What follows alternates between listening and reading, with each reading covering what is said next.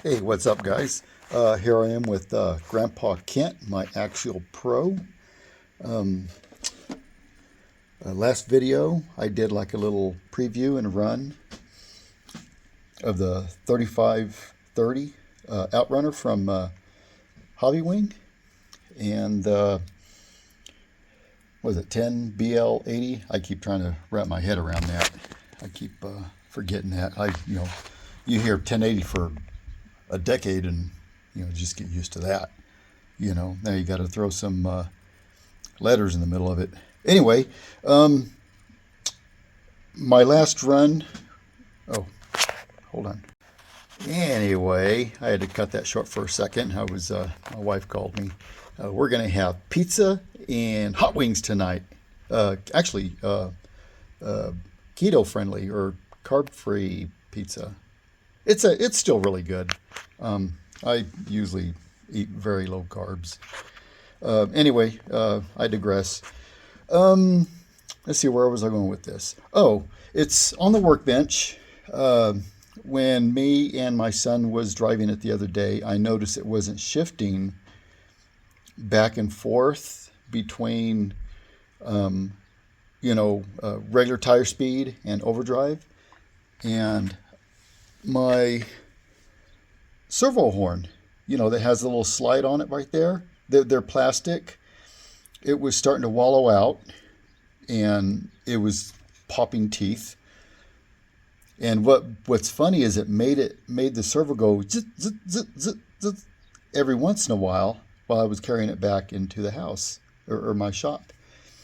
And so I took it apart, and I took it apart and then put it back and tightened everything up. And I set my trim on it again, my throw, because I didn't have enough throw on the transmission, and it was shifting from regular drive into more of a neutral. So I set it, and it has a lot longer throw than what I had on it.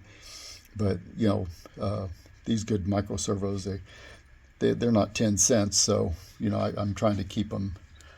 I'm trying to keep them alive as long as I can. So I try to set my trim out perfectly, and maybe a little less. So I bumped up the voltage. I retuned the BL80. I gave it all the punch that was available. I turned up that primarily, and I turned up the BEC, which doesn't affect my steering servo because my steering servo is RS700 and NSDRC, and it's direct power. So it doesn't affect that, but it affects my micro, and my micro is good for 8.4. So that finished off this servo horn, and it just stripped it out, and it wasn't even moving. So I was going to modify it, and I stuck an NSDRC micro servo horn in there. I wallowed that out, if you can see it. I wallowed out, and I set it in there, and I was going to cut the bottom of it off and put a couple of screws in it, and it was going to work, And then I said, well, before I cut that up, I'm going to get online and see if they make an aluminum one. I can't be the only one that's had problem with this. So I ordered a couple. So for now, I just have it locked up into the overdrive, and we'll drive it like that. But let's go outside and see if there's a little bit more punch to it. From my previous driving, it feels like there's not really any more punch, more so than it just changed the throttle curve. So let's go outside, and we'll drive it again. We'll start off on my little wood pile here. This little wood pile doesn't really have the best lines, and it's really good at hanging up everything. If you have a hang up point on the bottom side of the rig, it's just going to grab it and hang up.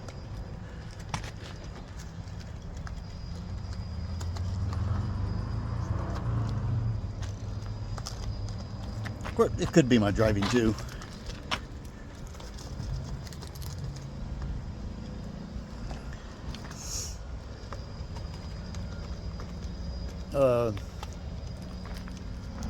What I noticed about this over the Fusion Pro that I had in here is I knew that was going to happen, but I walked right into it anyway. Am I going to pull out of it? Oh no! Oh wow! How about that? I did. Just. Uh-oh, it's bound up somewhere.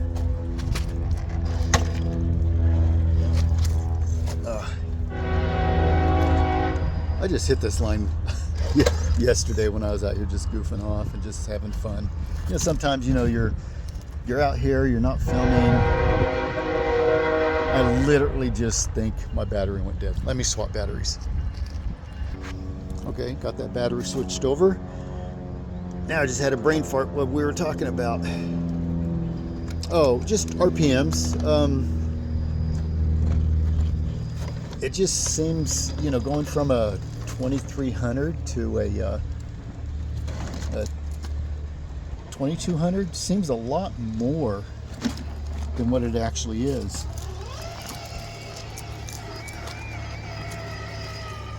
I mean, there's plenty of low enough crawl on this that I guess I could gear up if I wanted to.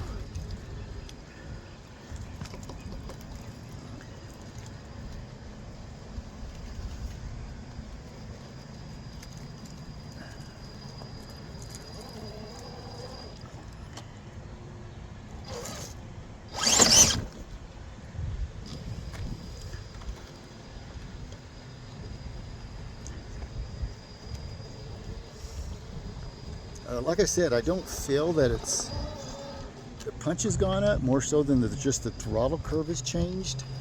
It's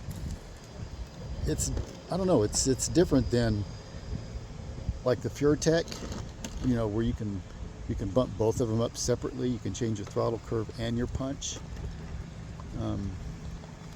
I still like the castle tuning really well. But I don't know. This system's growing on me. I'm just a big fan of Outrunners. Recently, I watched another video of this Hobbywing, the Outrunner and the new BL80. And let me switch sides. And a guy was like, in the comments, was all like, "Oh, Outrunners are for competition." It's like, no, Outrunners are not for competition. I mean, they're a great motor for competition, for comping, but they aren't just for comps. I've been running Outrunners for over 12 years, and not for comp, for crawling and just having fun.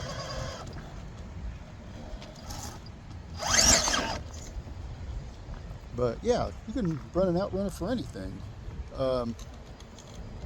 I know a guy that put a Outrunner in a lunchbox, and he takes it to the beach, and it's a small Outrunner, but it's a much higher KV, and he just, oh my goodness, that thing's fast, and it also goes fairly slow. I mean, obviously it's a lunchbox, so it's not a crawler, but oh, that was easy.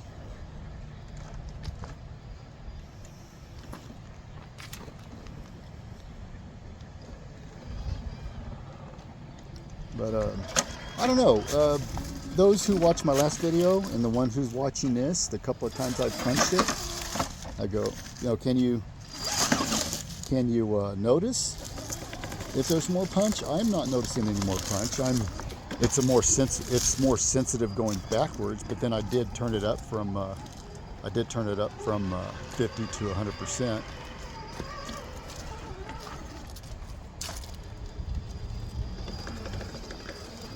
So it's more sensitive in reverse. Of course, when I'm filming, I mean, my driving's not that good anyway, but when I'm filming, my finesse goes down quite a bit.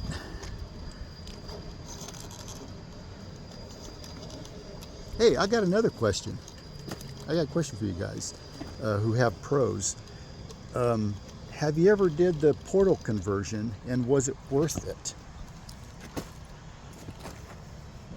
I'm thinking about putting F10s on this thing. And that being said, a buddy of mine who is he's just such a great friend. I don't know if you met him, he's Jeremy. I was talking to him, and he says, well, if you put, you know, because I'm interested in getting a vanquished carbon, and also putting portals on this. And I asked him, would it be worth putting portals on this and getting a carbon? He goes, well, if you put portals on that, it's just as good as a carbon. They're kind of isn't really a reason to get the carbon, and you know, unless I just wanted a vanquish rig, you know. Anyway, let's see that punch going up this hill. Yes, to me that just, maybe I need to re-gear it a little higher, or maybe just run it on 4S. But it doesn't seem that punchy.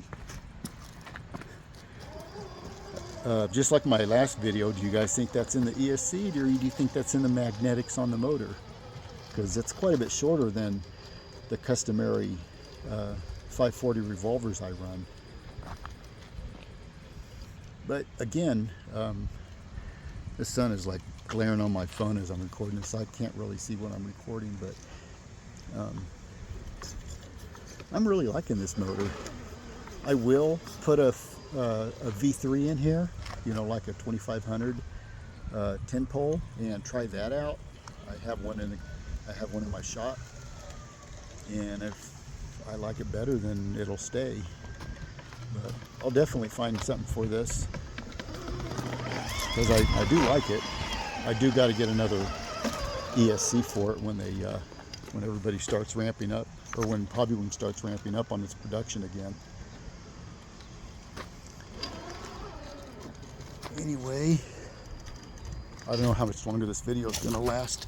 I think it's pretty much done talking about what I was going to talk about. I just don't want to ramble.